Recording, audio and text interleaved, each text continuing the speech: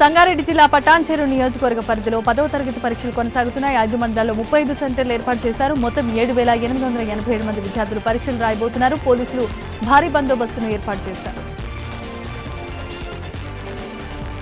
ఖమ్మం జిల్లా సత్తుపల్లి డివిజన్లో 10వ తరగతి పరీక్షలు కొనసాగుతున్నాయి. సత్తుపల్లి మండలంలో 6 పరీక్షా కేంద్రాలు, వేసూరు మండలంలో 2 పరీక్షా కేంద్రాలు, కల్లూరు మండలంలో 4 పరీక్షా కేంద్రాలు, పెనుబల్లో 4 పరీక్షా కేంద్రాలు ఏర్పాటు చేయగా ఎలాంటి అవాంఛనీయ సంఘటనలు జరగకుండా పోలీసులు బందోబస్తును ఏర్పాటు చేశారు.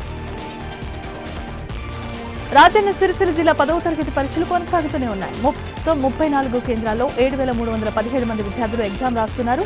పరీక్షా కేంద్రాల వద్ద పోలీసులు 144 సెక్షన్ అమలు చేశారు. పరీక్షల పర్యవేక్షణకు వివిధ శాఖల అధికారులతో బృందాలు ఏర్పాటు చేశారు. మాజీ మంత్రి హరీష్ రావు మాటలు వింటే దెయ్యాలు వేదాలు వల్లిస్తున్నట్టు ఉందన్నారు పీసీసీ అధికార ప్రతినిధి గౌరీ సతీష్. 10 ఏళ్ల అధికారంలో ఉండి ఏం చేయకుండా ఇప్పుడు మాట్లాడుతున్నారన్నారు. మూసీ అభివృద్ధి కోసం సీఎం పరితపిస్తుంటే దాన్ని అడ్డుకునే కుట్ర చేస్తున్నారని మండిపడ్డారు. కేంద్ర మంత్రి బండి సంజయ్ అంజన్న ఆశీర్వాద యాత్ర పాదయాత్ర కొనసాగుతోంది.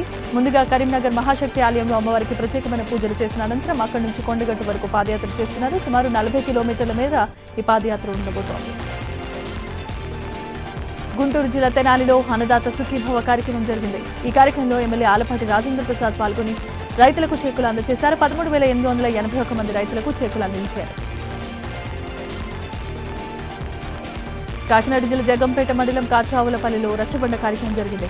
ఈ రచ్చబండలో వైఎస్ షర్మిల పాల్గొని ప్రజల సమస్యలు తెలుసుకున్నారు. గతంలో ఉపాధి హామీ పని డబ్బులు వెంటనే వచ్చేవని ఇప్పుడు రావటం లేదన్నారు. బీజేపీ ప్రభుత్వం ఉపాధి హామీని నిర్వీర్యం చేస్తోందని మండిపడ్డారు. ఖమ్మం జిల్లా వైరాలో మజీద్లో ఇఫ్తార్ విందు ఏర్పాటు చేశారు. ఈ విందులో ఎమ్మెల్యే రామదాస్ నాయక్ పాల్గొన్నారు. ముస్లింల కోసం తెలంగాణ ప్రభుత్వం ఎన్నో సంక్షేమ పథకాలు ప్రవేశపెట్టిందని, ముస్లింల కష్ట సుఖాల్లో సీఎం తోడుంటానన్నారని ఆయన చెప్పారు. గుంటూరు జిల్లా తెనాలిలో ఇఫ్తార్ విందు ఏర్పాటు చేశారు. ఈ విందులో ఎమ్మెల్యే ఆలపాటి రాజేంద్ర ప్రసాద్ పాల్గొన్నారు. ఈ సందర్భంగా ముస్లింలకు ఎమ్మెల్యే శుభాకాంక్షలు తెలియజేసిన అనంతరం చీరల పంపిణీ కార్యక్రమాన్ని నిర్వహించారు. ఉమ్మడి ప్రకాశం జిల్లాలో రోడ్డు ప్రమాదం జరిగింది. వాడ్రేవు పిడుగురాళ్ల జాతీయ రహదారిపై గొర్రెల మందను కారు ఢీకొట్టింది. ఈ ప్రమాదంలో 43 గొర్రెలు చనిపోగా ప్రమాదం జరిగిన వెంటనే కారు డ్రైవర్తో పాటు కారులో ఉన్న వారు అక్కడి నుంచి పరారైపోయారు.